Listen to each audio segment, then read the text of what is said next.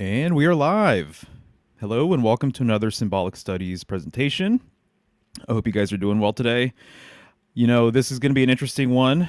I've been inspired by this topic, by Leo, really. And every time Leo season comes around, I can't not think about Leo's relationship or the lion's relationship with the Virgin. And this year, I just felt like there was a few new threads that I had been pulling at that I hadn't ever really talked about before that I thought you guys might be interested in. And hopefully, I can kind of weave together some of these new thoughts and some of my prior thoughts and, get to the heart of this relationship between the lion and the virgin. And so, this is actually a really old correspondence as well, or relationship that I think is kind of little known. I don't hear too many people talk about it, but once you start diving into it, it is absolutely fascinating and I think extremely relevant too for a lot of different reasons. So that is what we're going to be getting into today, right? The lion and the virgin. But before we get into it, just want to say that if you want to support the channel, you can like, share, and subscribe. I would very much appreciate it. Also, I revamped my website, symbolicstudies.com. And so if you're interested in a tarot reading, if you're interested in any of my prints, or anything like that, you guys can check out the site, symbolicstudies.com. There's all sorts of stuff there for you guys. If you want to support the channel in a different way, you can do so at patreon.com/symbolicstudies. And just want to say thank you too to all of my patrons out there who have been supporting. You guys are awesome. And hopefully some of you guys are here today to enjoy the presentation. Right. So, a lot of my information regarding the relationship between the lion and the virgin, a lot of it kind of started with the strength card, and I think that may be kind of obvious to some of you, especially if you've been following my work. But the strength card, in my opinion, really is showing the relationship between two signs, between Virgo and Leo. So most everyone clearly understands that the lion represents Leo, but I think far fewer people understand that the woman who is taming the lion here is actually emblematic of Virgo. And to me, this makes a lot of sense that they would be related to each other. In fact, I have to say that really kind of another thread that I've been pulling at that I think is really fascinating is the fact that if you study the signs, I think it makes a lot of sense, as we'll get into today too. I think it makes a lot of sense to study the opposing sign. So, as an example, the relationship between Leo and Aquarius is very, very interesting. And so we'll unpack that a little bit today. But the relationship between each sign really, it kind of just it gives you a whole new way to appreciate the zodiac wheel. And so there is a unique correspondence. There's a unique history between every single sign, between each transition. So very easily, we could talk about the relationship between Cancer and Leo, or Virgo and Libra. So I think that that's something that I really would kind of like encourage people to do, would be to really start understanding and start studying the transitions and the relationship between each sign, because it's actually another way to unlock just a ton of information that maybe you wouldn't have realized otherwise. And so this card to me is like perhaps the best example in the major arcana of two signs being explicitly sort of conveyed. And so the woman here, very clearly, you can see that she's wearing this white dress, symbolic of purity, symbolic of innocence. She has this floral arrangement around her, right? And so to me, this is very earthy. I think it's interesting that Virgo is an earth sign as well. So they're trying to promote the concept that she is very much related to Earth. And the lion, you would think that the lion in the card that corresponds with it, you would think that the lion is supposed to be strong, kind of like a warrior. But here, what you're seeing is you're actually seeing the lion being subdued in a way. He's being tamed. Um, he's submissive. So he has his tail between his legs.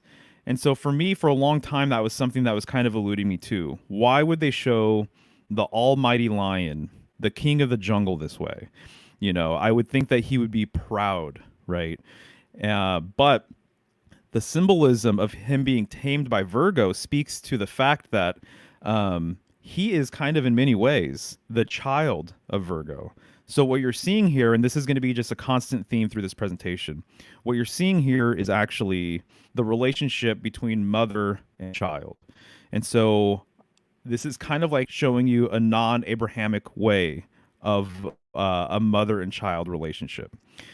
Virgo being the queen of heaven and also the queen of earth, and Leo, being ruled by the sun, is her actual son. So that's another thing we'll be seeing throughout this whole entire presentation. This idea of Leo corresponding with the sun. So this is the Rider-Waite version. And here you can see this is just another version of the card. This is the Marseille version. Even too, it's kind of interesting looking at the hat of the Marseille version here. It kind of almost looks like that figure 8 that you see above the strength card, right? Above the head of the woman on the strength card. And so this figure 8 symbol, I think, is very intriguing, especially given the fact too that depending on the deck, it's actually the 8th card in the major arcana. And obviously, most people are kind of aware of the switch that occurred at some point where older decks a lot of times had it as the 11th card. But the main symbolism is still retained here. And so here it's more obvious, right? Her hands are really, really on the jaws and the kind of the muzzle or nose of that lion there. And there's a lot that can be said regarding, how this relates to sexuality as well, taming your beast, if you will. I think that's one of the more common interpretations of this card, which I completely agree with, but there's so much more going on there. And this is another version of the card. This is from the Montaigne deck. And so when I started studying this card, I was really, really fascinated with the addition of a pillar, a broken pillar too, of all things. And it's interesting because what you see here is another lion who is not very strong looking. It looks like he's whimpering back there, right behind this woman. And so this is another example of showing the lion in a weaker state. And I think ultimately kind of what's being said here is that the lion has a mother. And this reminds me very much of the story of the demiurge, right? And of Sophia. And so the demiurge believes that he is the supreme deity. He believes he's the cream of the crop. He thinks that there's no one above him. But what he doesn't realize is that he actually has someone above him. He actually isn't at the top of the hierarchy. And the person who's above him is his mother, is Sophia. So there's a God above God who's even more supreme. And so what's also being said here then, I think in so many ways, is that man in general also has a similar sort of dynamic going on. And that I think it's kind of the nature of man in a way to kind of assume top dog sort of position, if you will. But woman, in actuality, he owes a great debt to, including the woman or the great mother of the universe. And so that's what's being conveyed here as well, right? Is just the mother of the universe, of the cosmos, the queen of heaven, and you're seeing once again her child. And so this broken pillar business, right? I've studied pillar symbolism quite a bit over the last 3 or 4 years, and a lot of people will be aware that I make a big thing out of the world axis, right? Being very much symbolic of um, the bridge, if you will, between heaven and earth, and that the world axis is said symbolically to exist between the North Pole and the northern sky, the pole star. And so having a broken pillar implies, obviously that this axis has somehow fallen. Or what I think actually what it really means is it just means it's more passive. I think that what we're talking about here is more of a feminine energy. I think the complete pillar is more symbolic of the divine masculine, and the broken pillar is actually symbolic of the divine feminine, is what I'm coming to find out. And actually, a really easy way to understand this, in my opinion, is when you look at the I Ching system and you look at the hexagram and trigram system. And so trigrams are made up of 3 lines, whether these lines could be yin or yang. And then hexagrams are made up of 6 lines, and these 6 lines are composed of 2 trigrams. So there's 6 lines, right? 2 trigrams built up of either yin or yang lines, right? Yang being masculine, yin being feminine. The yang line is a complete line. It's unbroken. It's solid. The yin line is actually broken and it's passive. Something can pass through, right? And so feminine energy is more passive and more receptive in nature. So when you just look at how we use yin and yang in that system, to me, there's a direct correspondence with what's being implied here. So this is a heavily feminine card, right? I think the broken pillar is implying this passivity, but also strength in and of itself, right? So forteza, right? Force. And so she is who broke it. And so that's another thing too that we'll be getting into is the strength of woman, the strength of the goddess, the strength of the feminine, right? And this is kind of something that I think in today's world is kind of lost in a way. She's clearly in the power position here over the lion, over her child, over her son, right? And then you can see that she's actually wearing that mask above her head, which is emblematic. Obviously, it looks like a lion. And then she's also wearing body armor that looks like a lion as well. And so here we go. Here's another version of the strength card. And you see this pillar once again, right? And so you see the pillar, and then you also see this submissive lion. And so once again, she is in a more predominant role, a more powerful role. This is more of an old world way of thinking, right? And here is another version of the strength card with one breast exposed with that broken pillar. And so I did not realize that the broken pillar was such a thing and that it was really related to the feminine. Here's another example. She even has her foot on the top of the broken pillar there. And very interestingly, too, notice that on top of the broken pillar, on the right-hand side, you see these chalices. To me, this reminds me quite a bit of Aquarius, which is the opposite sign of Leo, right? The water bearer. And so that's another thing we'll just be discussing. It's part of the whole entire weave is Aquarius's relationship with Leo and also the Virgin as well. So this is a broken pillar in Freemasonry. And so the broken pillar you can actually see in some funerary artwork. And so I've seen several grave sites that make use of the broken pillar. And it symbolizes order turning into chaos. And when I say chaos, I really think that chaos has almost a direct relationship with spirit. which when I think of spirit, I think that there's a direct relationship with woman and the mysteries. These ideas to me are very much related. So I tend to see order and stability and structure as being more of a masculine, a traditional masculine sort of symbol. And I see passivity, chaos, spirit, the mysteries as being more feminine. So even just the broken pillar in and of itself, to me, implies the feminine, right? If it were complete, it would be not unlike an erection, right? It would be more phallic in nature. But this is almost kind of showing you the phallus kind of receding, right? The phallus going back, going dormant.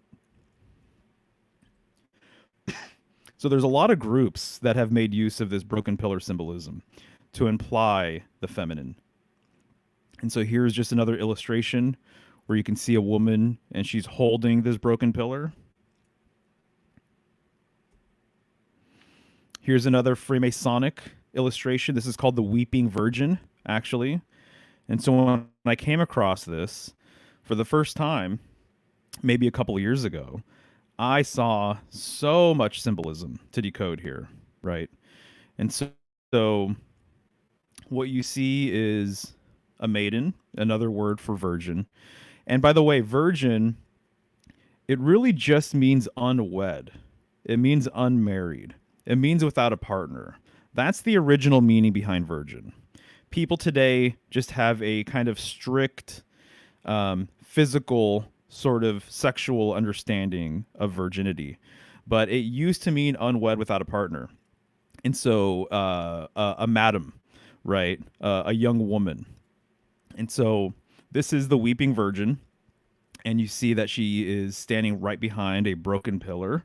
And then you see what looks like Kronos, Father Time, untangling her hair, and he's looking way, way into the depths of that split right there, right? And so he also, obviously, he's seen with his wings and his scythe, and then he has his hourglass, right? And they're standing on top of 3 steps as well. And so the Weeping Virgin, wow, I mean, this is clearly Virgo, and it fits right in line with some of the cards, right, that I've already shown. And so her hair, to me, the fact that her hair is tangled also implies chaos. And so here, a patriarchal figure, a masculine figure, is untangling her hair. So he's actually bringing order to the situation. So when you hear order out of chaos, to me, what I hear is the masculine out of the feminine, right? And so once again, I don't look at chaos as being a negative thing. I look at it as very much a necessary thing. And I was talking to a student today during one of our sessions, and he brought up the word potential. And is chaos related to potential? And I said, absolutely, 100%. That potential is going to be maximized once order is brought into the situation. And so the pillar itself, I've done videos on this. I would suggest, if you guys are really interested, check out my Decoding Chaos presentation, or check out my Magician's Wand presentation, where I really get into the nature of the pillar. And I talk about how the pillar for a long time has been associated with authority, with order, with tradition, with structure. It brings balance. And the really old sort of idea is that the primordial universe, everything was chaotic, and all of the elements were mixed together. And symbolically, the creator, if you want to refer to him as God, and I believe this is all just a metaphor anyway, but a creator came and built the world axis, created the world axis, shoved the elements apart from each other, created space, right? He separated the above and the below using this world axis. And this pillar or post or pole or world tree is what separated the elements and is what created this space to begin with. So now, with this new order, things can actually grow, and people can actually, live here, and things can actually occur because there is this separation, right? So chaos was ordered, and it was believed that the separation symbolically is related to the world axis, right? And so when you see the broken pillar, it's a reversal of that. It's going back to chaos. So you're seeing chaos out of order, essentially, which again, I consider it to be more of a feminine sort of thing. But I will say that the further you look into the divine feminine, you're going to find the masculine. And the further you look into the masculine, you are going to find the divine feminine. And that's just how it works. And so I almost see it that there may not just be any other way. And so that is why also too, I'm talking about the Virgin, I'm talking about Virgo. The card that corresponds with Virgo is the Hermit card. And what do you see on the Hermit card? You see an old man with a white beard. Not unlike this guy right here, not unlike Father Time, right? So isn't that kind of interesting that the card associated with virginity, with the Virgin, actually has this old man on the card, right? And so to me, this just speaks to the nature of, once again, if you want to explain the feminine, you almost have to talk about its complement. If you want to explain the masculine, you almost have to talk about the contrast that is the feminine. And so here what you're seeing really are kind of the extremes of both in a way. A young woman, a maiden, a virgin, and then this old man, right? But yet they are, in many ways, I would say, two sides of the same coin, or two sides of the spectrum, right? So this broken pillar business, once I started noticing that this is a thing related to the Virgin, arguably related to sexuality and all sorts of other things, I started noticing it all over the place, and in some unlikely places as well, right? As an example, this is a music video. This is WAP from Cardi B and Megan Thee Stallion. And I guess I shouldn't be surprised anymore. But at the time, I was kind of surprised. This music video came out, I can't even remember, 2-3 years ago. And it came out during, of all times, Leo season. And there's big cats all over the video. And I would say that when you're talking about big cats, or you're talking about felines in general, to me, I see differences between, say, a tiger and a lion. But largely, I would say we're talking about very, very similar symbolism, right? And so there's lots of tigers in the video. And I've said this before, too, on other streams and in other presentations and things like that. But the relationship between the feline, whether it's a lion, a tiger, or a house cat, is very, very close to the serpent and also the dragon. And so when I see the dragon, when I see the serpent, and I see the feline, I think that they're very much part of kind of a similar sort of tradition. And a lot of my symbolism books and resources that I have here back this up, essentially. And so their nature is kind of similar. Especially, I mean, just looking at the cat and the serpent, right? I've said this many times, but, with each, there's a species that has slit pupils, right? They both hiss. They both have fangs. They kind of strike similarly, right? So I can see all of the reasons why they've been related over time. And even the strength card itself, the Hebrew letter that corresponds with the card is teth or tet, which means serpent, right? Or it means vessel. Those are the two common interpretations. And so here, what we're seeing is broken pillar. We see sand, obviously implying the desert or a dry area. You're also seeing the serpent, right? And then you see, obviously, women in the background. And there we go. Cardi B, Megan Thee Stallion. And obviously, if anyone's seen this music video, you guys know it's sexually charged, right? To the max. And so the fact that they're using the serpent, I think makes perfect sense symbolically. The fact that they're using the broken pillar makes sense symbolically. And the other thing I just haven't said yet is that the virgin, you almost can't have a conversation without talking about the whore. And that will be unpacked later on in this presentation. Similarly, I would say that the sort of nature of the lion that fits this transition would be the beast. So when I'm referring to the lion and the virgin, in many ways, the beast and the whore are part of the exact same sort of conversation. And so here you can see that they used tigers, right? Big cats.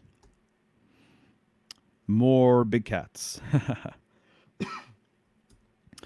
But one of the things I thought was really interesting is the fact that there was a lot of Aquarian symbolism to be seen throughout the music video as well. And so I bring this up, by the way, this music video in particular, and the next one, because there's a second music video I'll be talking about right now. But I bring up these music videos not to say that I don't know. I'm not one of these sort of Illuminati, doom and gloom, everything is a ritual sort of guys, or that I don't know. I think I had my time sort of decoding pop culture in a lot of ways, and it's not even so much my focus anymore. What I'm trying to say is that whoever is in charge of, the art direction for these projects and the concepts for these projects and stuff, all I'm saying is that they're aware of the symbolism, right? They're aware of the tradition, that a lot of these different motifs and symbols and whatever that are brought into these projects, they're not just created out of nothing. It wasn't just someone's bright idea to be like, hey, let's make this music video, and yeah, let's put snakes in there and big cats and everything else. It's strategic, and it's strategic for maximum effect, right? And so these symbols, they resonate with us. And whether you're aware of the tradition or not, I think that there's a subliminal sort of side to all of this. So as an example, right, you see water coming out of the doorways, right, underneath the cracks down there. And so the water is spilling into the hallway, and the hallway is made up of these zigzag lines. Well, when I was watching this video for the first time, it all popped out at me, and I'm like, that is so Aquarian, it's crazy. So the flow of water, and then what WAP even means. So those zigzag lines look like the old glyphs for water, right? And it looks like the glyph for Aquarius, the water bearer, which is the sign opposing Leo. And here you can see just outside the house, just outside the mansion, that water is flowing through the front door as well, underneath. And what do you see on the door, right? You see two lions right there, two golden lions.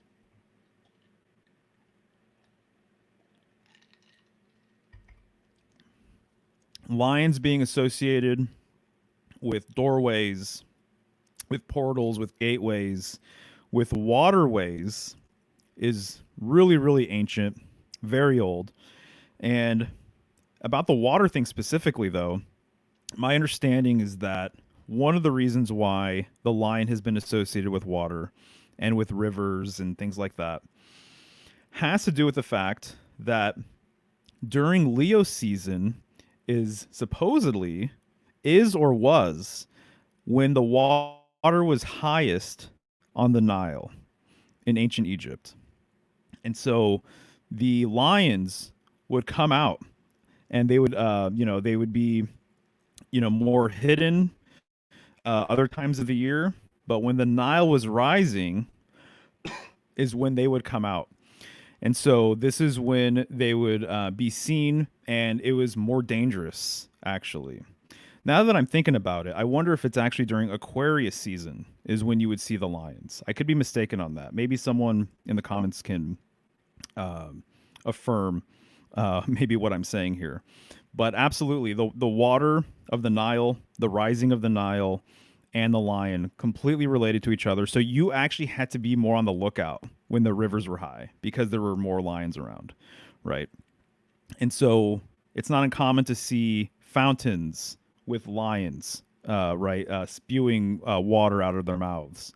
It's not uncommon for there to be two lions, on each side of a door, right? And so again, the gateway sort of aspect with the lion is absolutely present. And so whenever you see two of anything, whether it's two pillars, two lions, anything, there's an implied third thing. There's an implied middle thing.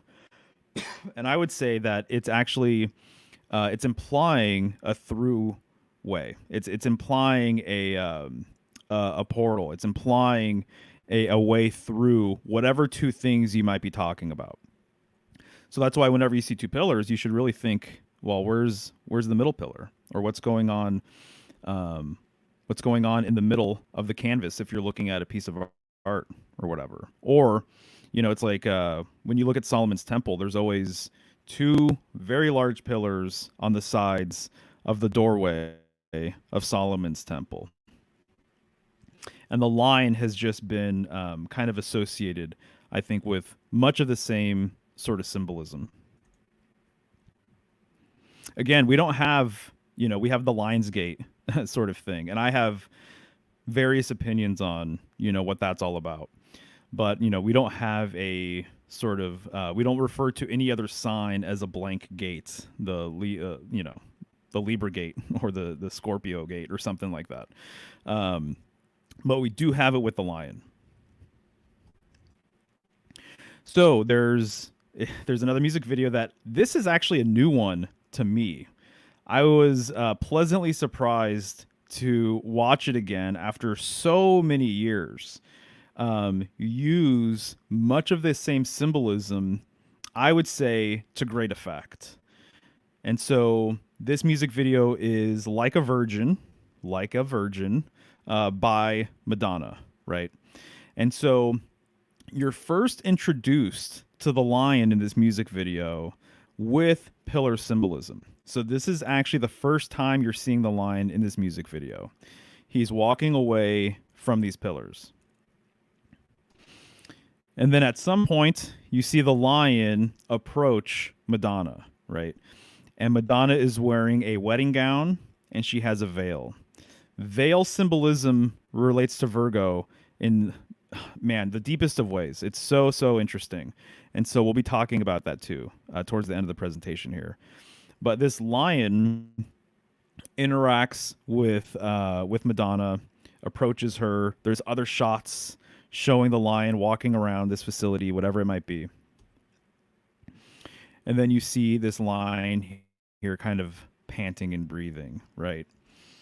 And I would say too that when you see a lion doing this, it's I get a highly sexually charged sort of energetic quality from this, right? And I think that makes sense for a lot of reasons.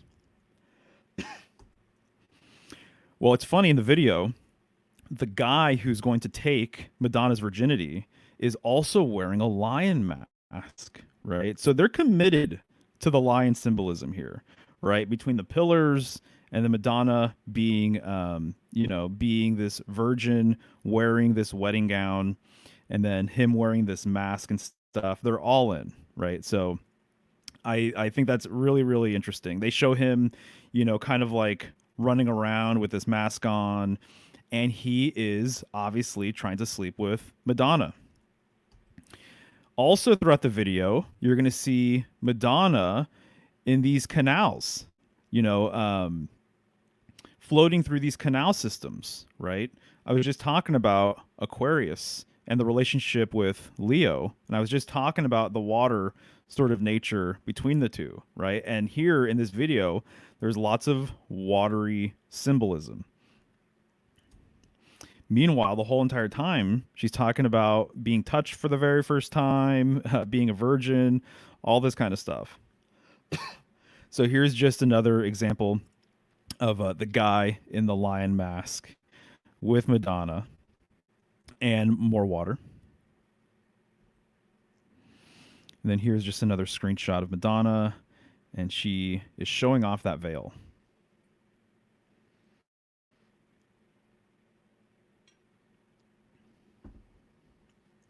So let's talk about Madonna and where she got her name from. So when you look into Madonna, I'm sure most of you guys, I'm assuming, perhaps not, know that Madonna essentially means virgin. So it's a madame, right? It's the equivalent of that, or an Italian lady, or my lady, or from an older sort of understanding, lady mistress of the house.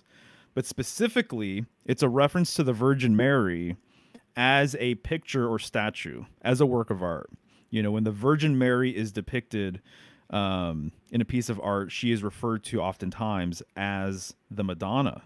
So here we have like a complete sort of symbolic loop, I suppose, with Madonna and this song, Like a Virgin, all about losing her virginity to a lion of all things, the male sort of archetype being portrayed as a lion. And her name literally means the Virgin, right? The Virgin Mary. Very, very interesting. So again, the people who created this, well aware of the tradition, well aware of the symbolism, and all these sorts of things. So let's talk about the Virgin Mary and what's going on here. So when I see, as an example, Virgo and Leo in the Strength card, as I said earlier, I see mother and child. So in many ways, this is just the same depiction of the tarot cards that I was showing earlier. Because Christ is often referred to as the Lion of Judah. He's referred to as many things, and that's kind of his nature too. And I almost feel like I need to do maybe another presentation at some point talking about all of the different nicknames that has been associated with Jesus Christ, right? So he's actually a very mercurial figure. But in today's world, I would say that more often than not, people associate him with the sun. So once again, he is the son of the Queen of Heaven. He is the son of the Virgin of Heaven. He is the son of Virgo. And so you see the stars around her. That means that they're associating her with what I would refer to as the stellar tradition. And he would be more emblematic of the solar tradition. And so we'll be getting into this a little bit more as we move on here. Here's another example of mother and child, Virgo and Christ, the Virgin and the Lion of Judah. So they are in this Vesca Pisces, and you can see that there's 12 dots around the whole entire frame there. These are the 12 signs of the zodiac. There's little icons in each one indicating each of the signs. And you see once again that the Virgin Mary has these stars around her. So I think that what's being suggested is that she has an association with the stars. And the Queen of Heaven always has associations with the stars. And so it's not uncommon to see the Virgin Mary. I didn't include it here, but it's not uncommon to see the Virgin Mary wearing all blue, just like what she's wearing here, but it's more of a richer dark blue. And she's covered in white stars or little yellow stars. And so this is something that has been done for a long, long time, that the Queen of Heaven, the Virgin of Heaven, is associated with the night sky, and she's associated with the stars. And arguably, I would say that she is associated with one star in particular above all of the others. And her child is also a star, just happens to be our sun, right? And so she's connected to the stars. Her son is connected to the sun, which is also a star, right? And the idea or the whole motif of mother and child goes way, way, way, way, way back, right? And here's just one example because I could show you examples all day long. But this is Isis and Horus. It's not uncommon to show the Queen of Heaven, the Virgin, the Great Mother, sitting down. It's not uncommon to see her being throned. And I've said this before, but my strong hunch, based on my research, is that the Queen is more suited being throned, and the king, when he is on a throne and he is sitting down, he's actually emulating or mirroring the queen. And so this implies more of a domestic nature. It implies more of her receptivity.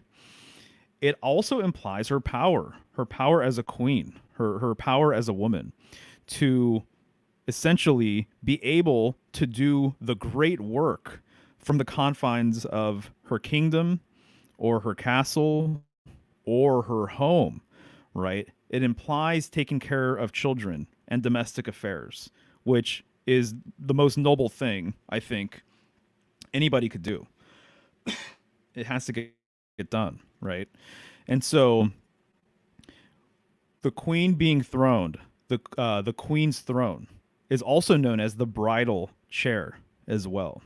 And so there's a direct correspondence between a bride sitting on a chair and the queen sitting on her throne, right? And there she is, with her child, with her solar child.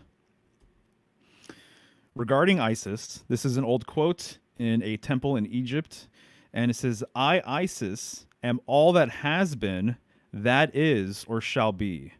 No mortal man hath ever me unveiled. The fruit which I have brought forth is the sun."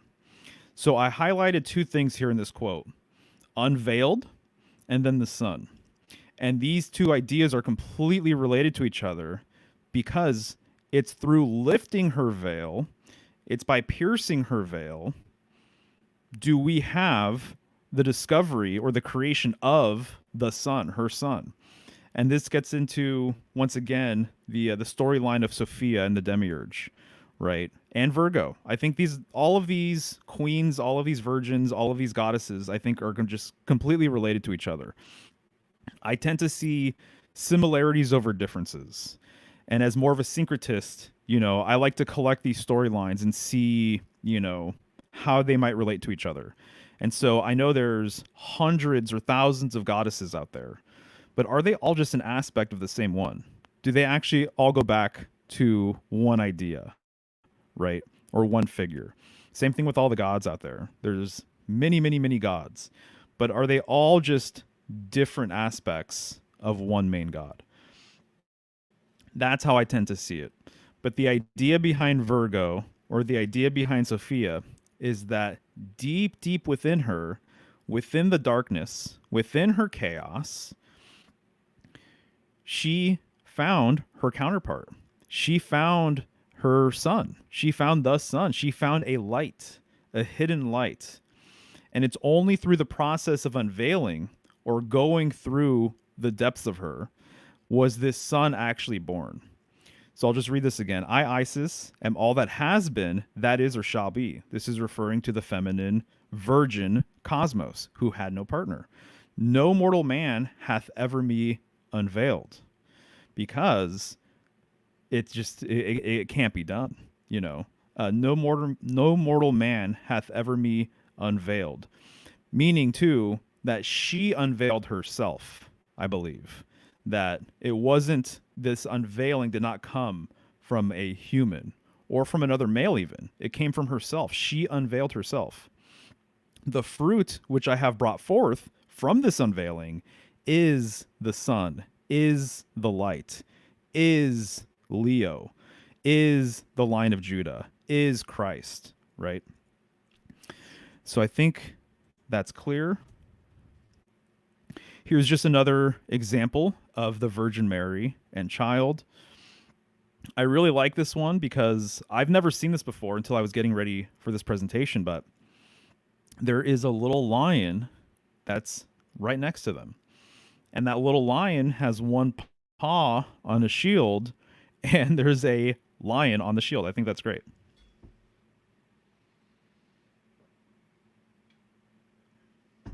So here, this is a statue that I don't know the exact history of it when it was created, but it appears as though there's been many reproductions over the years. But to have that detail of the lion speaks to everything that I'm kind of talking about. Once again, the lion is looking up to the Virgin Mary, to the Virgin. She is holding her child. So she is the predominant figure here. She is at the top of the hierarchy. And that's how I tend to see queen symbolism these days, even in the court card system, as an example. So, with the court card system, you have pages, you have, it depends on the deck, but generally you're going to have pages, knights, queens, and kings. My opinion is that the whole system actually revolves around the queen, the same way the whole system of a beehive revolves around the queen bee, right? The queen bee. And I see a lot of interesting symbolism that relates bees and beehives and honey and all of that with Virgo. In fact, I chose to include bees in a illustration that I've created for Virgo, encoding all of her symbolism. But here you have, once again, the lion and the virgin.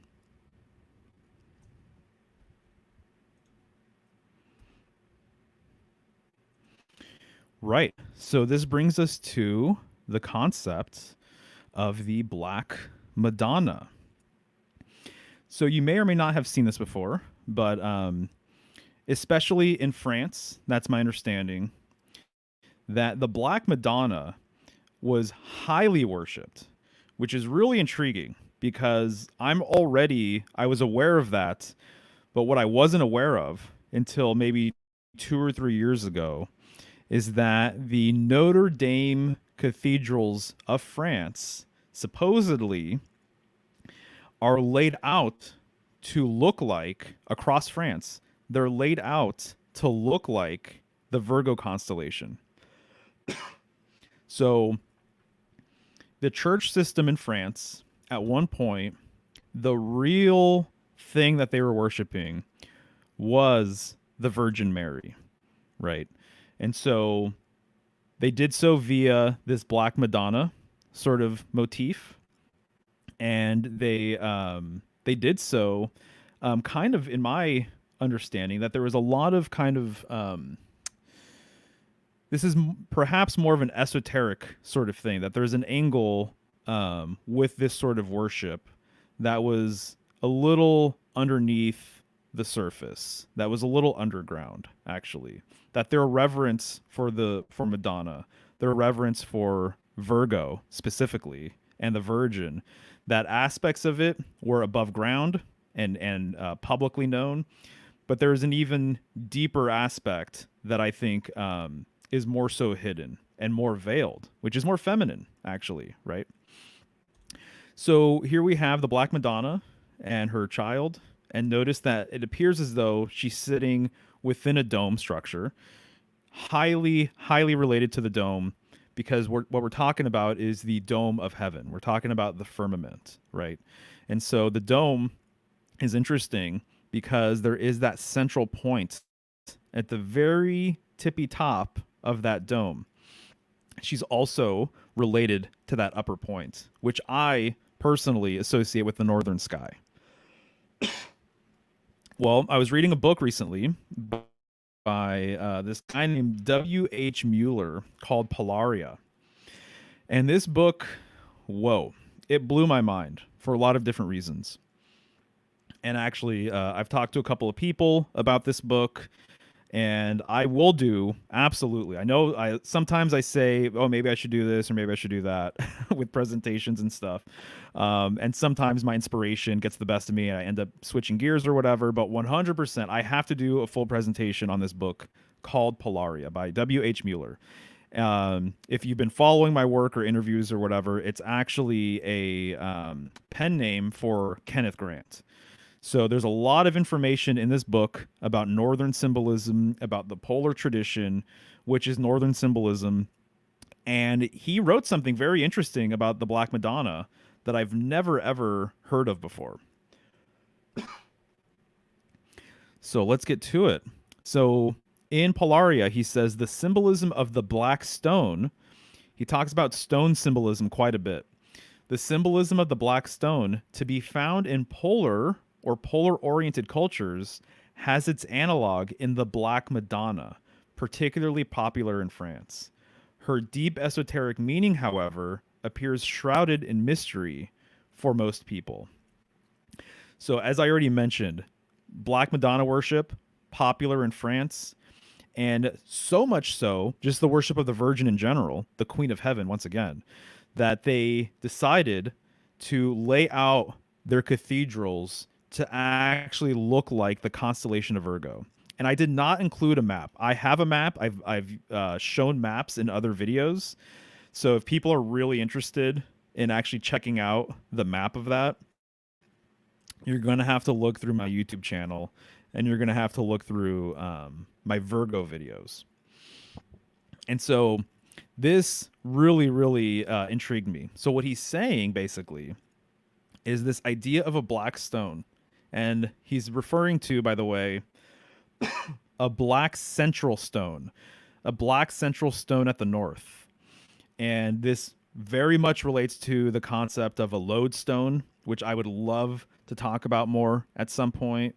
This is referring to, in my opinion, the philosopher's stone as well, which I believe is a central stone.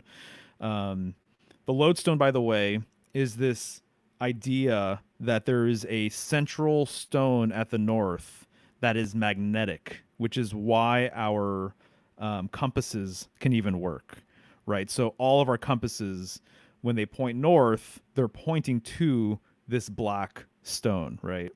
And there's a whole alchemical side to this too, about a white stone and a white lady and a white goddess and everything else. Not going to get into that right now. But what he's saying is that the worship of the black stone, which is a big, big thing, by the way.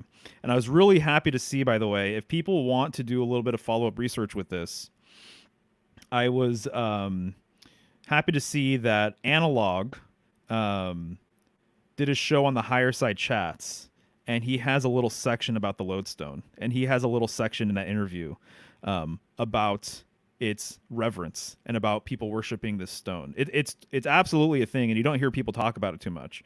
But here you see that W.H. Mueller / Kenneth Grant is talking about it, and what he's saying is that this black stone in the West kind of got basically the symbolism was transposed over to the Virgin Mary, and specifically her archetype as the Black Madonna. So black stone, Black Madonna, this central sort of worship, this sacred center sort of worship, which again has a correspondence with the North, which hopefully by the end of this presentation will make a lot more sense to you guys. But I had to include this. So he also says, this is actually earlier on the same page, but I felt like it made more sense to relay it this way. In the Kaaba, so this is the Kaaba cube in Mecca. In the Kaaba, it's translated as House of the Mother. The black stone has to be circumambulated 7 times by the pilgrim. So Kaaba translates over, according to his research, to House of the Mother. And this is the Kaaba cube. If you've never seen it before, I know I've talked about it multiple times, but this is in Mecca, in Saudi Arabia. Notice that people are surrounding it in a concentric sort of way. What he mentioned there is that the pilgrim who makes a pilgrimage to visit the house of the mother has to revolve around, has to walk around the Kaaba cube 7 times. That's very, very, very interesting. So keep the number 7 in mind, okay? Because it all kind of relates together, in my opinion. And this is actually the stone that he's referring to, the specific stone. So the Kaaba cube has a sacred center on one of its corners, and it's what you see right here. It's actually really, really interesting. If you've never seen it before, people have filmed, you know, people's reaction to being able to see the stone in the flesh, right? And people go nuts. It's really, really intriguing. There's some people that are a little more reserved, but I just saw a video the other day where a guy is like putting his face right there in that opening. Not to laugh, but I mean, it just reminded me of something very sexual in nature. You know, he was diving in there, man, and I was just like, whoa, and uncontrollably so. It almost seemed like he had just this sexual urge or sexual desire to just go all in. Because whether you know it or not, this symbolism is highly, highly feminine, right? When I see this cube, I don't think of the feminine personally, you know, but I'm a Westerner as well, and this is not my tradition. But when you look into the symbolism, when you look into the tradition, as we just saw right here, it's all about mother, house of the mother, right? And so even notice the color scheme here of the cube, black and yellow. And what do we have here with the black Madonna? Black and yellow, right? So what W.H. Mueller is saying is that the reverence for the Kaaba cube, specifically the stone, which even just notice that the frame kind of looks yoni-like for that stone, right? This black stone, that this has kind of been the Western equivalent of worshiping this same stone. So isn't that interesting? It's also very interesting because in this culture, we've got a lot of veil symbolism to discuss. And so here are a group of women, and they're wearing their burqa, right? They're heavily veiled, and they're wearing a black veil. We're talking about the black Madonna, right?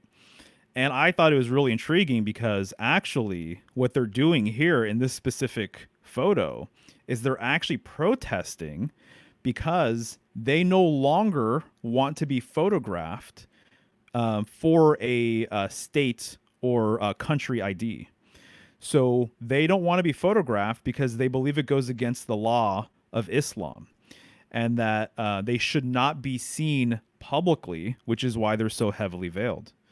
So what a lot of people don't realize is that, and I've said this before too, so forgive me if you've heard this, you know, multiple times, but what a lot of people don't realize is that Islam, what they revere and what they actually hold in the highest regard, and I understand that there's different sects, and I understand that there's different points in history with Islam, you know, so I don't want to paint it with a broad strokes, with a broad stroke. But when you look at the symbolism, it's all about the Queen of Heaven. It's all about the Virgin. It's all about the feminine. And it's all about keeping the feminine veil intact, which is why they're wearing what they're wearing. And so whether you agree with this practice or not, I think it's very, very interesting that the Kaaba cube is the house of the mother. I think it's very interesting that they're so heavily veiled. And this all relates to the Queen of Heaven, basically. And so even when you look at the crescent and the star, right? Most people, I think, are going to say that the crescent moon is more so feminine. I know people who look at the moon as being masculine. I think that's interesting too, and I have room for that correspondence in my life. So I'm not completely exclusive or dogmatic with any of this stuff. But the moon has a lot of feminine qualities to it, right? The moon is related to cycles, right? And, you know, to water and to menstruation and all of these different types of things.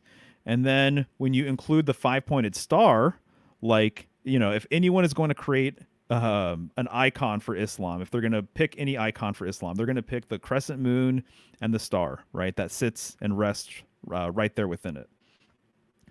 The five-pointed star is very, very Venusian, so it relates to Venus, right? So Venus makes a five-pointed star over the course of 8 years from the perspective of Earth.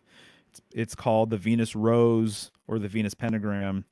And so the five-pointed star and the crescent moon, both very, very feminine. And so that's just really interesting. That is kind of what is being worshipped here, I think, is this idea of the Queen of Heaven. And also, too, I mean, a lot of this stuff is kind of like created to cause chaos, to create confusion, perhaps. But even the terrorist group ISIS, right? It's called ISIS, right? And we're talking about Isis and Horus and all these different things. And so you could see where I'm going with all of this stuff. But veil symbolism goes back to what I mentioned, right? About Virgo having this veil, and deep within her, behind this veil, was a light. And this light was her child. This light was her son. This light was the masculine energy. She created, or she discovered, the masculine energy deep, deep, deep within her. And therefore, now, because of this creation, because of this discovery, has a partner, if you will, because there was no such partner that existed prior to this dynamic. And so when you're talking about veils, we still have a veil tradition here with the Virgin, with the wedding veil, right? So the Virgin, like a virgin, Madonna, she was wearing the wedding veil. Here you see just a woman getting ready for her ceremony. And what's the whole idea behind a wedding veil? Is that a patriarchal figure, a masculine figure, actually unveils her.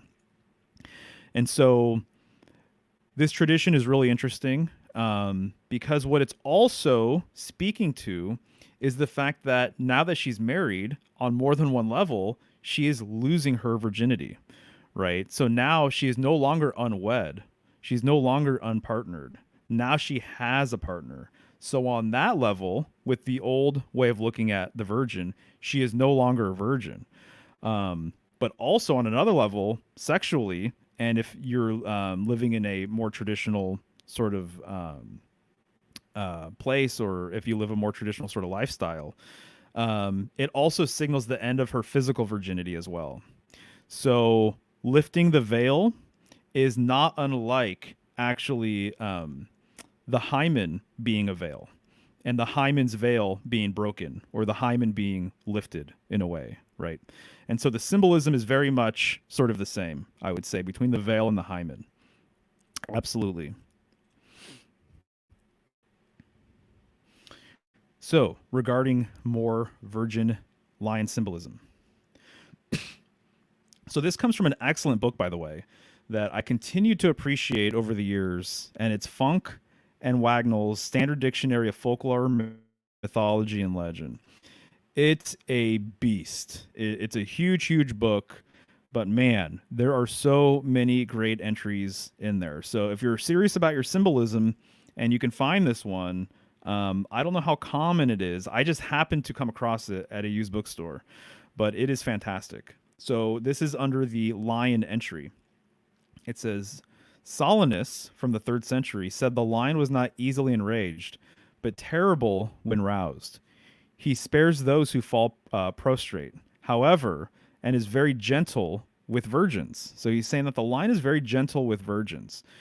The lion's tenderness for virgins recurs in the European story of the girl saved from ravishment by a lion. So here he's speaking to the lion's affinity for virgins. And there are so many goddesses and queen-like figures who have been associated with lions over time. So I'm going to go through, I don't know, maybe 10 examples or so of just different goddesses that have been linked to the lion, right? And oftentimes, what I would say now, that a lot of goddesses, they relate to queen symbolism. So in my eyes, when I refer to the Virgin or the goddess or the queen, I see a lot of similarities. I see more similarities than differences, personally.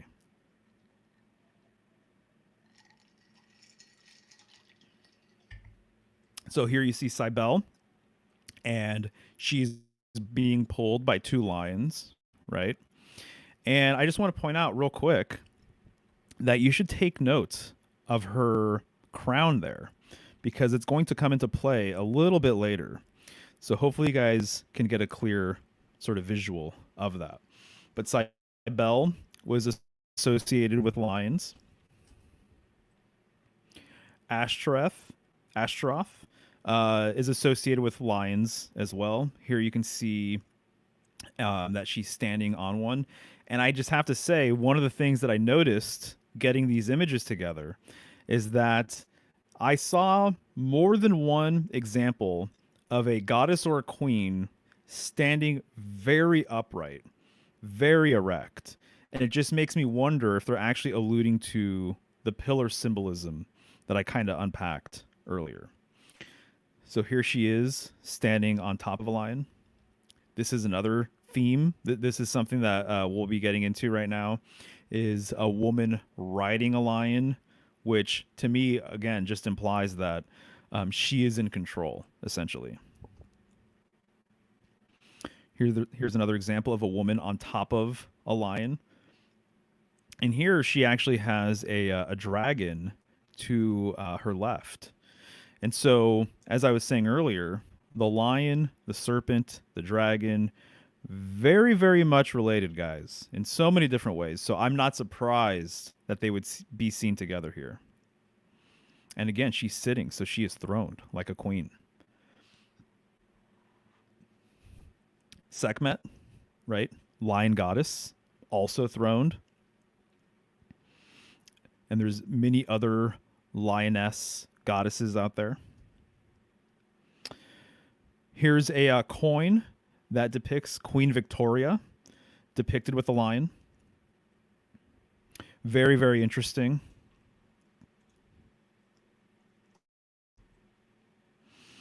And this is just to show you another example of this twin lion sort of idea. And so twin lions, you can look up Akeru, Akeru, and this would be the lion looking to the left and one looking to the right. And generally there's a sun that rests in between both of them. And so depending on, the entry that you're reading, they're either associated with tomorrow and today, or the future and the past, something along those lines. But there's many examples of these twin lions out there. Here's just another. Ishtar, notice that she's standing on top of two lions down below. Very interesting. This is another example of, I'm just noticing how vertical she is, and makes me wonder if they're implying some sort of pillar. Would not be surprised if that was the case.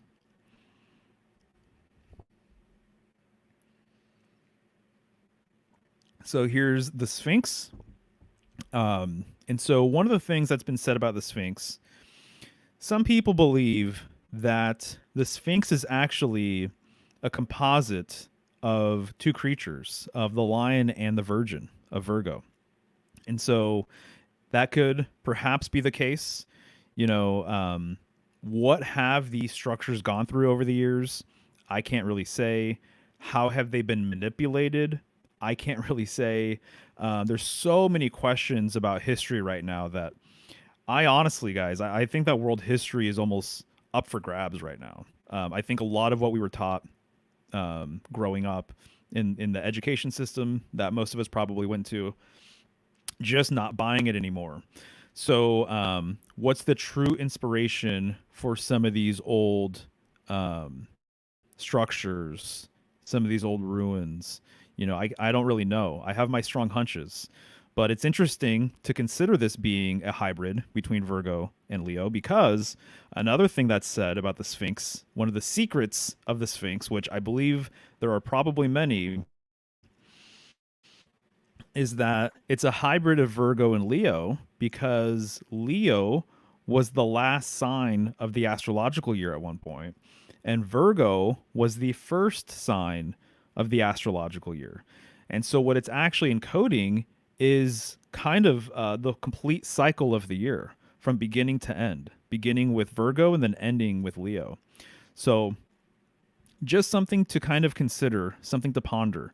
I think that's worth noting there. I thought it was really interesting, actually. I want to find more imagery. I just included one here, but there are a number of saints that also correspond with Leo and also embody a lot of things having to do with the Virgin or Virgo, right? So here's a saint as an example, and she's being delivered from the heavens by an angel. She's being delivered a branch, a palm branch. And the palm branch is a classic symbol to associate with Virgo. I didn't include it here, but actually, I have one or two images of Virgo, the constellation itself, an illustrated constellation that I can point out and show you what I'm talking about. But when you look at most illustrations of Virgo, she's usually holding a branch in one hand and a bundle of wheat in the other. So the branch and the bundle of wheat, in my opinion, symbolically what it's representing is actually her child. It's almost like a substitute symbol for her child. And so instead of Virgo outright holding Christ, because Leo is right next to her, so symbolically, in my opinion, her child is right next to her anyway, as we'll see. She's holding a palm branch, and Christ was also known as the branch as well. So I think there's a direct sort of relationship here, and then also there's Christ's symbolism related to the bundle of wheat that she's often holding as well, Virgo. And so this wheat also relates to Christ in that when you make bread and you are eating it with wine, right? It's said to be the body of Christ.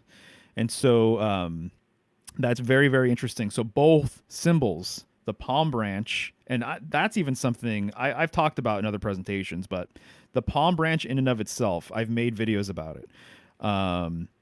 Absolutely relates to her child, and the wheat absolutely relates to her child as well. So she's being delivered the palm branch, very, very similar to Virgo, right? Very, very similar to the Virgin Mary. You can see Virgin Mary imagery where she also is holding this palm branch. And so the palm tree in and of itself, there's a lot to be said about that as kind of like a tree of life sort of thing. And then we have Palm Sunday and all these other things, right? But the fact that she's being delivered this palm branch and the fact that she's surrounded by lions, it just lines up with kind of everything I think that I'm getting at here. So here's a statue, old little figurine from apparently 6000 BC. So again, I'm skeptical with most dates now with most everything, and so but no doubt it looks incredibly old. So they say 6000 BC Turkey, and what you see here is a woman, a goddess, no doubt, a queen on her throne, and the arms of her chair, the arms of her throne are lions. So there it is, once again associating the queen, who therefore is the queen of heaven, also the queen of earth, Virgo, the virgin, the perpetual virgin, the everlasting virgin, right? Being associated with lions once again. And you'll actually see this too. There's at least, I know I can think of a few cards off the top of my head where they kind of are showing a very similar sort of setup.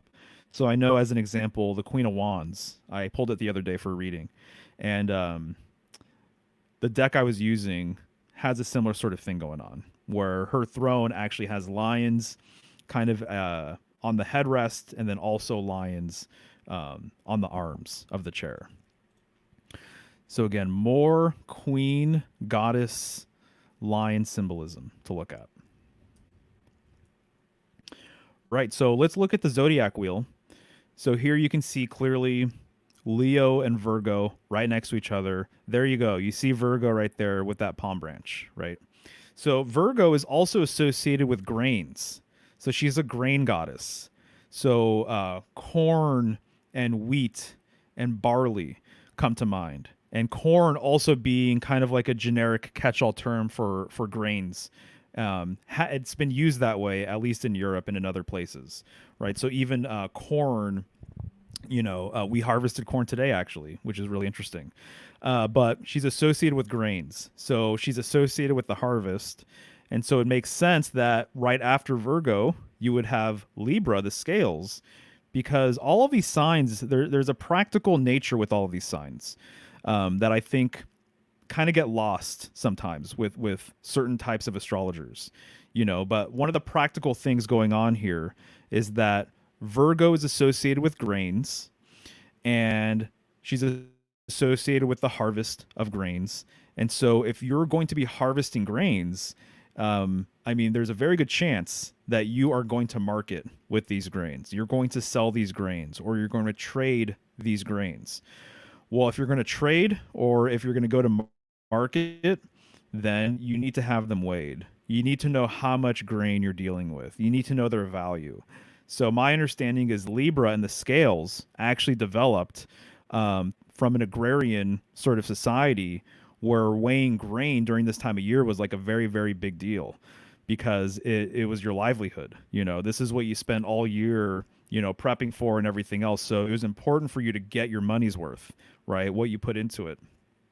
Also, I just have to say, it's very interesting, the relationship between Virgo and Scorpio. So notice that Virgo and Scorpio both have glyphs that look like M's. It's because, in a lot of ways, they are polarities of each other. They're on opposite ends of the spectrum of each other. They're on opposite ends of the scales of Libra, right? So Virgo is the last sign of summer, right? So from Aries to Virgo, we are on the light side or the day side of the zodiac, it's been said. And then the rest of the signs were in the night side of the zodiac. So this is when the fall begins at the beginning of Libra. And we call it fall. We call autumn fall. And then you have winter, right? So you have this dark side from Libra to Pisces. So that means that Virgo, with its M glyph, M for mom or mother, matter, all sorts of things. It's a very, very feminine letter, the letter M. Even how you say M, right? It's more internal, it's softer. And so Virgo is on the light side, Scorpio is on the dark side of the zodiac, and Libra exists right between them. And so there's a whole dynamic going on here that I've talked about in other presentations. But for now, I wanted to highlight Leo and Virgo being right next to each other. So when you look into the night sky, and if you're looking for Virgo and you're looking for Leo, this is something that you'll see. You'll notice that Virgo kind of looks like she's laying down in a way. And notice too that one of her hands looks really close to the tail of Leo. And sometimes I've seen some versions where she's actually pulling on the tail of Leo. And then right underneath Leo and Virgo, what you're going to see is a serpent. So I'll show you a better version right here. So there you go. You're going to see Virgo, Leo, and Hydra, the serpent. It doesn't look like that would be that significant, but when you start looking into various illustrations of the constellations, as an example, like in the Dendera zodiac, all of this stuff really, really comes to light, and you start realizing kind of its overall significance. So there you go, too, before I move on. You see Virgo in her right hand, she's holding a palm branch, and then in her left hand, she's holding a bundle of wheat. So this is from the Dendera zodiac. So what you see here is this is just for Leo, by the way. This isn't for Virgo and Leo. This is just for Leo. And so you see Leo riding a boat, and sometimes the Dendera zodiac illustration of this constellation, literally the tip of the boat on the right hand side has the head of a serpent. And so, but you can just see out the gate, right, the serpentine nature of the boat that Leo is riding. And then you can see behind him a woman with the flail holding its tail. So she's holding its tail, implying that she's in control, right? She's in control of the lion. She's taming the lion. And she's also taming it with her flail, right? So the flail is used to hit animals and get it to go wherever you want it to go, right? This is in contrast to the crook. So you'll see, I was just talking about this earlier, but you'll see pharaohs on their sarcophagus designs. You see the pharaoh holding a crook and a flail. So the crook is mercy, meaning you're taking mercy on the animal. And so you're going to lead them, where they need to go, but you're going to do it gently. The flail is severity. So you're actually going to punish them into submission, into going where you want them to go. She has a weapon with her, essentially. It's not unlike a whip. And so she is, despite her stature, right, compared to the lion, she is actually in control here. And it appears to me like they're riding, even though she's not in the boat. It looks as though they're journeying together. But speaking of riding and taming and being in control, let's look at this card that is the equivalent of the strength card from Aleister Crowley. So this is the lust card. And so what do you see? You see the woman who I've been up until this point, just generally calling the virgin, Virgo, right? She is riding the lion, but it's not just any lion. It's a beast. So it's a 7-headed beast. So there's that number again, number 7. And so she's pulling on its rein, and up above, she's holding a chalice.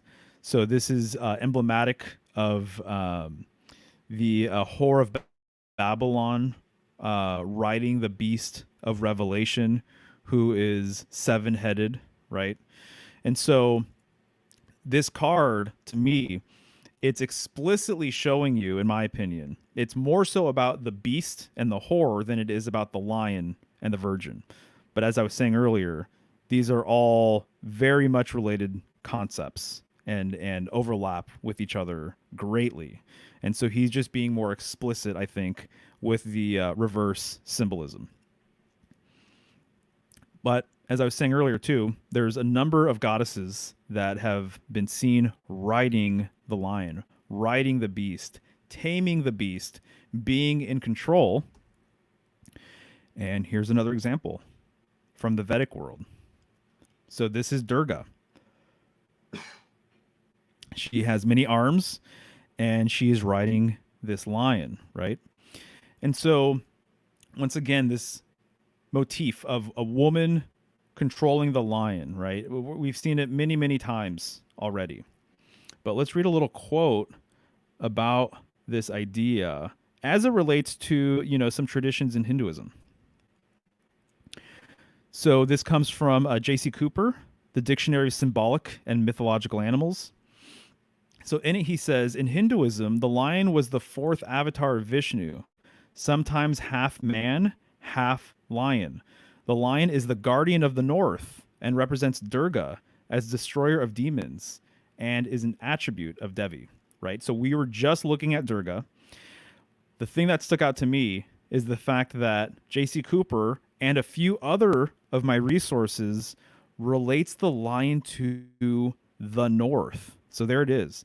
The lion is the guardian of the north. Very, very interesting, given the pillar symbolism that we were looking at earlier and how I associate that with the world axis and the north, right? But he also said earlier that the lion was the fourth avatar of Vishnu, sometimes half man, half lion. And I'm going to show you that avatar right here. So here he is. I believe his name is Narasimha. I could be saying it incorrectly.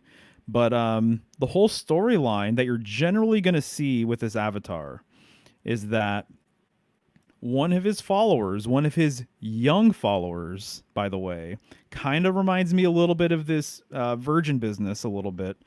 One of his young followers was having an issue with his father, and he considered his father to be demonic. And his father did not want his son to be worshiping Vishnu. So he called upon Vishnu to take care of his father, essentially. So what did he do? He waited for his father to come home, and he burst out of a pillar, of all things, as a half man, half lion, and completely destroyed this guy. And there's some fairly gruesome versions of this that you can see where he's actually eating his entrails. And they say that he killed him basically with his claws, that his claws were razor sharp, and he destroyed this guy and ate his entrails. But here we go again. He came out of a pillar. He came out of this pillar. So you see those two lines in the back, those two blocks? That's actually a split pillar. So this is implying the pillar that he came out of, right? So again, lines and pillars. What is going on? That is so fascinating to me. And so here's another version, a more kind of comic book sort of version, more action-oriented version. Half man, half lion, lying dormant in this pillar until the opportunity is right. And then he comes out, he breaks out of this central pillar, and then he kills the follower's father, who's demonic, right? So again, the lion assisting or having reverence for, this youthful sort of figure here, the child. Well, lion symbolism in India is very interesting. And when you look into it, actually, it's very intriguing that there are actual literal pillars with lions on top of them. And so here you see a pillar with 3 lions on top of it. And then you see that there's a lion in between these wheels. And even the flag of India has a large wheel on it. I don't know if you guys have ever noticed this, but this large wheel is symbolic of the turning of the cosmos. It's symbolic of the turning of heaven, or the churning of heaven, right? And so the center of the wheel is the hub of the heavens above us, which has a relationship with the North Star and the northern portion of Earth. The hub of the wheel is the world axis, right? And so pillar symbolism, pole symbolism, very much relates to the axle of heaven, right? Which perpetually rotates around the North Star, Polaris, the pole star. And so I just think it's very, very interesting that the lion, once again, here at least, and in other examples, is related to the central pole, right? Moving forward, it's really interesting that there's a whole storyline about the churning of heaven. And the exact name of this scene escapes me right now. But what you're basically seeing is you're seeing a central pole, a central mountain, right? You could see that they've tried to create a hybrid of the two here, at least. And then you see this serpent wrapped around this mountain, wrapped around this pole. And you have 2 sets of demigods pulling the serpent back and forth, back and forth. And so this is churning the heavens. This is churning, kind of in a way, it's symbolic of life itself, just moving. And it's symbolic of just cycles, right? But notice at the very top of this mountain, you have a goddess, Lakshmi. And so you have this goddess at the top of this pole, right? This is the central pole. This is the central mountain. This is the world mountain. And by pulling back and forth these serpents, the serpent's name is Vasuki. By pulling the serpent back and forth, they actually are creating a nectar of the gods, because they're churning what they refer to as the ocean of milk. And this nectar was a nectar of immortality. And the collection of this nectar, they collected it in a pot, which is known as a kumb. And kumb is actually what they refer to Aquarius as. So Aquarius is the water bearer. And so kumb is a reference to the vessel that we associate with Aquarius, right? And so they have a huge, huge festival every few years called the Kumbh Mela. And so it means the celebration of the pot. And so this symbolism that I'm showing you right here actually has a lot to do with Aquarius. And, by extension, I would say also with Leo, because what did I start this whole entire presentation with? With the strength card, right? With the Virgin, the goddess, and then all of the goddess symbolism associated with the pole, with the pillar, with the broken pillar, right? This central sort of pillar. And here in the Vedic tradition, they also associate the goddess with this central pillar or this central mountain, right? So here's another example of this scene. There's many examples of this, right? But notice that the serpent has 7 heads. Once again, 7 heads. It's not uncommon for beasts in mythology who are multi-headed to have 7 heads. Even there's illustrations and there's statues of Buddha, and he has, cobras behind him, and it's a 7-headed cobra, right? And so the 7-headed nature, this number 7, relates to the northern sky. It has to do with Ursa Major and Ursa Minor, which each have 7 stars, which revolves closely around the pole star, right? That's what this central mountain, that's what this pole actually represents. It represents the world axis. And so I'm not surprised to see 7-headed sort of symbolism going on here. And you see that she's actually holding a kumbh right there in one of her left hands. So she's holding a pot. So presumably, I'm assuming that this is the pot that's going to hold the nectar of immortality. So once again, Leo and Aquarius are right exact opposite of each other. And so thinking about some of the symbolism, the central mountain and the central pole, right? The axis mundi, I heavily associate it with the North Star, as probably most of you guys maybe are familiar with by now. So to me, there's a very clear sort of connection here with the star card, which is the North Star, which is Polaris, in my opinion. And so there's the star card, the 17th card of the major arcana. And then you have the 18th card of the major arcana, which is the moon. And then you have the 19th card of the major arcana, which is the sun card. So these 3 cards being right next to each other says quite a bit.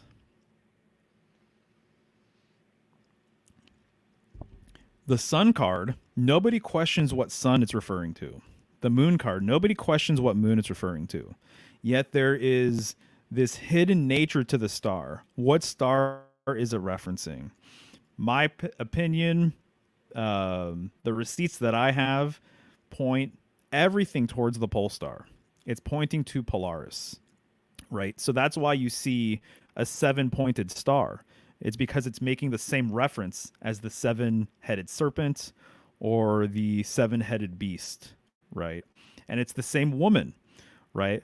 Lakshmi, it's the same woman as the Virgin, right, in the strength card, or the whore in the strength card. It's the same woman, in my opinion. And so she's also being associated with vessels. We've seen that a couple times already, right, or a few times. So here you have the star, the 7-pointed star, surrounded by 7 other stars, because this is the pole star, heavily associated with the number 7, with 7 other stars around it, which is symbolic of Ursa Major, and it's 7 stars. And Ursa Major and Ursa Minor, this is probably a good point to bring this up, they're vessels, right? They're dippers. It's the Big Dipper and Little Dipper. And so we're dealing with cups here. We're dealing with chalices. We're dealing with grails. And here she holds two grails. She holds two vases, right? Two vessels. And she's exposed. She's nude. So even her breasts are vessels, right? They're exposed. So everything I see here, I think it's North Star all day long. And I think that it's also speaking to the polar tradition, and the moon card is speaking to the lunar tradition, and then the sun card is speaking to the solar tradition, which is why in a lot of sun cards you're going to see a male child, right, as the predominant figure in the artwork. Okay, but I think that the earliest tradition was a stellar tradition, right? So the polar tradition, the stellar tradition, it's also been referred to as the Sabian tradition. These are the same traditions. And to me, it's the earliest one from what I gather. And so a lot of symbolism that came after this sort of awareness or understanding or reverence is kind of built upon that. And so I think that's what the star card is ultimately getting to. But it's the same goddess that we've been talking about this whole entire time, in my opinion. This goddess of the North. And I made a whole presentation. You guys should totally check it out if you haven't seen it. It's called the North Star and Aquarius. So if I didn't say it already, the star card corresponds with Aquarius. So the Virgin Mary I talk about in this presentation is sometimes referred to as Stella Maris, and that means the star of the sea. If you're talking about any star of the sea, there's only one star it can be, and it's the North Star. So this is the star that mattered the most in sea navigation, right? And again, the heavens revolve around it. So if there's a central point that the heavens revolve around, it's the pole star. There's no way around that, essentially. So Stella Maris, the star of the sea. So this northern symbolism, as I unpack in that presentation, kind of almost in a very kind of like a hidden sort of way, has been definitely sanitized and definitely made more insignificant. But there are still traces of this northern goddess being associated with the pole and the pole star. Notice again how vertical she is. I know she's just standing there, but I can't not think of this pillar, right? I can't not think about that central mountain in a way, or I can't not think about her as a pole or a symbol of the world axis itself. So the Virgin Mary has also been called Stella Maris, the star of the sea. This star is the guiding star, right? That's why you see a ship behind her, right? So as long as the sailors know where north is, they at least know in what direction they're traveling, basically. So it's said that she was the guiding star for Christ, okay? And so there are, again, there are traces of the Virgin Mary being associated with this exact same star, which falls in line with some of the other stuff I was just talking about with the World Mountain and everything. Oh yeah, so this is a fantastic tarot card for the star card, because what it's showing you the polar nature of the star, which is just fitting right in line with everything that I'm kind of saying. So shout out to Rachel for sending me this, man, probably like a year and a half or so ago. And so I've since used it in a few presentations, but I just absolutely love this.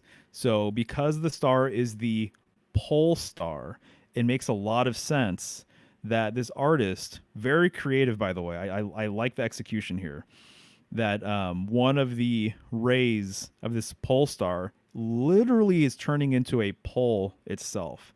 And what is she doing? She's dancing around it, right? And so when I see, when I think of, or if there's a film and they're at a strip club or something like that, and there's a girl dancing around the pole, I always think of the world axis. And I always think of this northern goddess. I can't not go there. And in fact, I do at some point, I really want to do something kind of exploring some of that symbolism. And in many ways too, I would say that it reminds me of a lot of serpentine symbolism where a serpent is wrapped around a pole, or a serpent is wrapped around a wand or a staff, or a serpent is wrapped around a world tree, right? Or a tree of life, something along those lines. Because essentially, one of my conclusions here is that we refer to Leo in a lot of ways, right? As I've talked about at length today, with the masculine, but a lot of traditions associated just the lion in general. The gender that people associated with the lion was actually the lioness, you know. And so there's something to be said about the feminine, the lioness, and also this same quality being related to the serpent as well. And so, anyways, just wanted to mention that real quick, but I think this card speaks to kind of what I'm saying here regarding the pole star business. And so I'm showing you here another card that is the star card. So there you can see down below, you can see the Aquarius glyph down there, the two squiggly lines that represent water. And you see a woman sitting down, and you see that there's breast milk coming from her breasts. And this fits in line with the idea that the breasts are what created the stars of heaven, basically. It's what created the Milky Way. That it's from the breasts of the Queen of Heaven that created the Milky Way galaxy, right? So that's what this artist here is illustrating. And so notice that there's a 7-pointed star, once again, the number 7 relating to stars and all of that. Notice that there's this 7-pointed star, but it's not just any star, right? It's a very specific star. And it very much relates to the Argentum Astrum, right? It relates to Thelema, it relates to Crowleyanism and things of that sort. And so I'm sure a lot of you guys have seen this before, but this is the Star of Babylon. So it's a 7-pointed star. I've talked about it before multiple times, but I just feel like it's once again relevant here. So each of the tips of the star has a letter in it, and it completes the word Babylon, right? And so the most popular horror in, I would say, at least here in the West with mythology, is the Whore of Babylon, right? I also am thinking about the Tower of Babel, and how that is another sort of phallic structure, not unlike a column, right? And here you got all of these sevens. So to me, these sevens just absolutely relate to the northern sky, Ursa Major, Ursa Minor. In fact, I've said it before, but I think that you actually get the shape of the number 7 from these constellations themselves because they look like sevens, right? And so you have this yoni right in the middle, this vaginal Vesca Pisces sort of shape right there, dead center. So it's basically, to me, the symbolism is that the northern sky, is related to the divine feminine, essentially. And that's kind of what we're getting into with this pillar business, with the goddess, with the virgin. And so here is an illustration of the Whore of Babylon. And so this is William Blake. And so I always got to kind of throw in at least one William Blake sort of illustration in my presentations here. And notice the crown.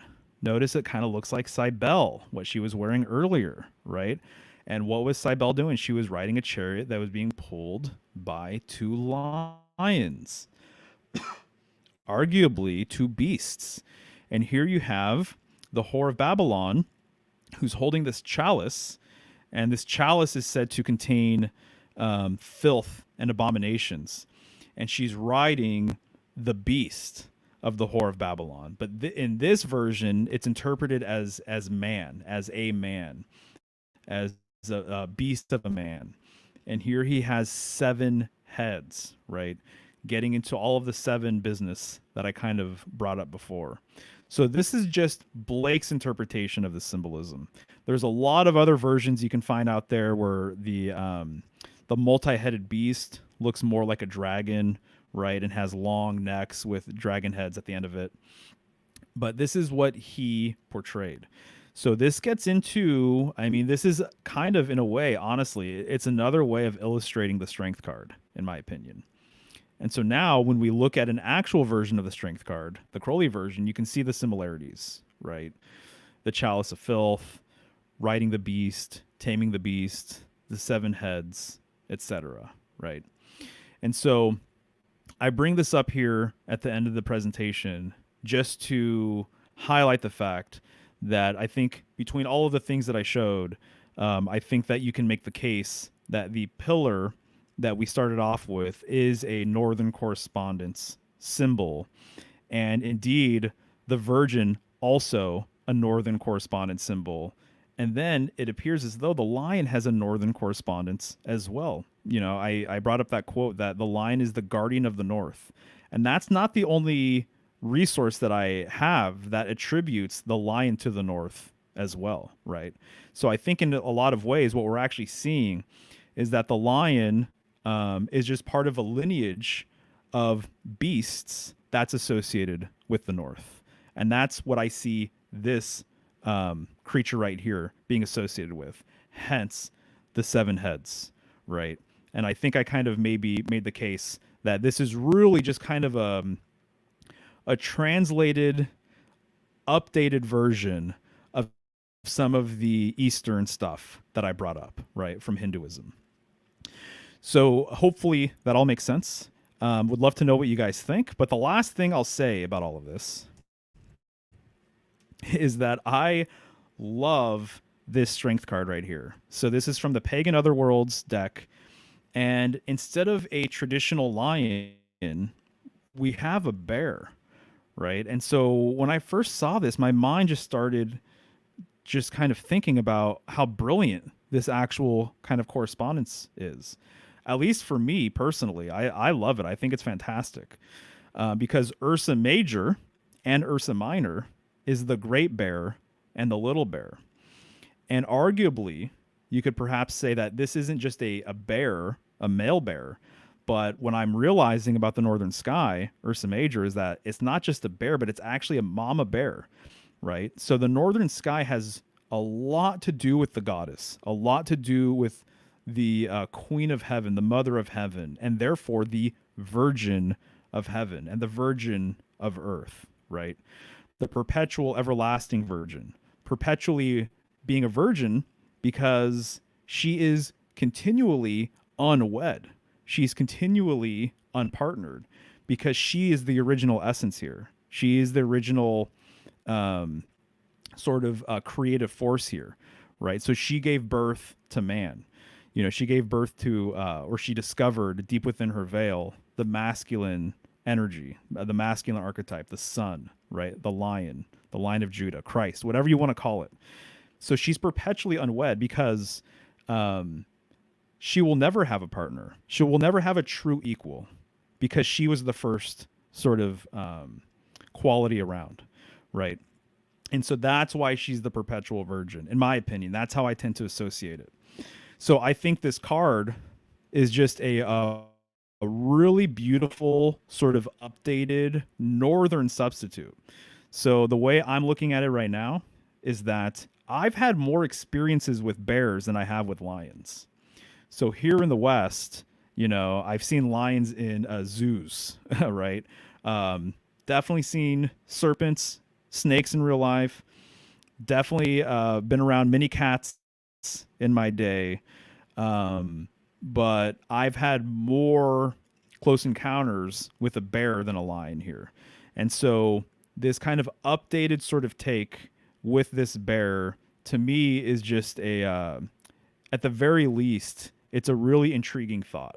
And so when I first saw it, I thought it fit very nicely with some of the northern symbolism that I like to geek out on, mostly Ursa Major, Ursa Minor. And I think that the bear, too, in a lot of ways, it's kind of been bubbling up for me as something that I want to do more research with. And I want to dive deeper into. And I want to understand more folklore surrounding the bear and what that's all about. And the mama bear, etc. So I really love this. I think it's pretty cool. So whether it's a male bear, whether it's a mama bear, whatever, I think it's an interesting updated take. So that's what I have for you guys. Thank you so much for hanging out and being here. If you want to support, there's a number of ways of doing so. If you got something out of this presentation, I would love it if you could maybe share this video, like, subscribe. If you want to buy a study packet, if you want to book a reading, you can do so at symbolicstudies.com.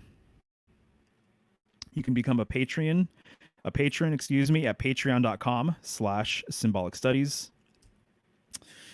This is my study packet. So it's 4 pages. It's a elemental study packet, 1 page per element, lots of correspondences. You can print it out. You can share it with people. I don't mind. It's a digital download. It's $5. It's served me well, and I know it's served other people well. So if you're into that sort of thing, definitely give it a go. Also, just want to announce, I've been talking about this for a few months now, but Symbolic Studios. So in case you weren't aware, I've been a graphic designer for over 20 years, and I've done kind of everything under the sun when it comes to design. So I've done lots of branding projects for companies large and small, digital projects, including, websites and social media, things like that. I've also done a ton of print projects. So packaging and posters and t-shirts, and I've done skate decks. I've done all sorts of stuff. So if you have a small business, if you're interested in working with a designer who not only has been doing it a while, but is also symbolically literate, please let me know. And I know there's people out there, because they've reached out. There's people out there who would rather work with somebody who has an understanding of maybe esoteric symbolism for whatever reason, or they just want somebody who knows what they're doing. So they want someone who can maybe add a little more of a thoughtful sort of quality to their project, which is what I'm all about. So if you're interested, I've got information on my site. You can request a portfolio if you want to see my work. Here's one such example of something that I've created. This is my Gemini print. And so these are silk screened by hand. And they were all illustrated by me. I have 3 of them right now.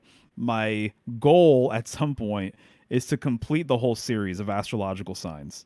And so if you order one of these prints, they're all hand signed by me. They're all shipped out by me. I include a symbolic breakdown sheet of what is going on symbolically with this piece. I also include a bookmark and a study packet too. So you kind of get a bunch of things when you order one of these prints. Also, I'm available for tarot readings and study sessions. So there's more information on my site, but you guys can always text me. If you have a question about anything or whatever, about any of my services, you could always text me at 503-893-4606. I love doing tarot readings, but I really love doing study sessions. Study sessions are a blast because I get to teach. I get to really dive deep into a topic with somebody. I'm doing a study session. I've been doing study sessions with someone right now who's really interested in the tarot. So we're going through each card.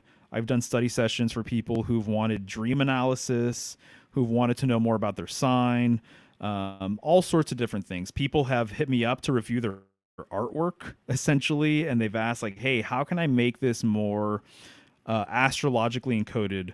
How can I make this piece feel a little bit more like Leo, as an example, because they're creating a Leo illustration. So if you think I can help you with your symbolic journey in any way, shape, or form, just reach out and, hopefully we can make something happen. Snail mail. So if you guys feel like sending me anything via snail mail, you can do so at P.O. Box 930, Carson, Washington, 98610. Also, my girlfriend has a show, and it's called The Healing Home, and you guys should check it out. She's interviewed a lot of people over the last handful of months, and she's on YouTube at Michelle's Healing Home. We also have a project called Last Thursday Live, and so we go live generally every Thursday, and we talk about all sorts of wild stuff. So it's more unfiltered. I do talk about symbolism, but I talk about a lot of other things that I'm interested in. So it's very casual. We interact with the chat. And for the last, I would say, I think it's been like 5 or 6 episodes, we've talked about the 1960s and kind of the culture creation aspect of the 60s, the propaganda from the 1960s, the music scene, the drug scene. We've talked about cults and communes that were around in the 60s. We've talked about the Hells Angels, Charles Manson and the Manson murders. My girlfriend's really into all that stuff. So we kind of we just go there, and she's been interested in that decade for a long, long time. I'm interested too, and so it's just a good time. It's very different from what you're seeing here, but if that sounds appealing, you guys should definitely give it a go. And guys, that's going to do it. But before I get out of here, I'm going to check the chat. Hello, there you are. I'm going to adjust the light real quick, check the chat, see what's going on.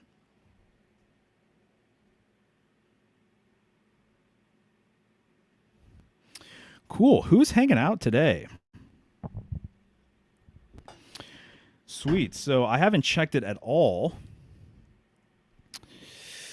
What's up, my Cherie? Not surprised that you're here. Hello. Thank you for the continued support. Man, she's always around and she's cool. Keeper of the Lost Histories, thank you so much for being here. Slick, what's good, dude? Thanks for hanging out. I thought about you a few times actually while putting this together, and I was like, what would Slick think? Zerolith, what's up, dude? Thanks for chilling. Ethan Angel, hello. See some new names I'm not familiar with, but thank you for making an appearance and being in the chat. Buckwheat, what's good? Occult 45, hello. And Ariel Prothman, what's up? Elliot James, Jenny G, Ricky Wi-Fi. Awesome, guys. Cool. Obviously, too many to name, really. Brandon Stark, obviously I would just be scrolling up forever. But yes, you guys are very much appreciated. Not sure what I'm going to do for my next presentation, but I have some ideas.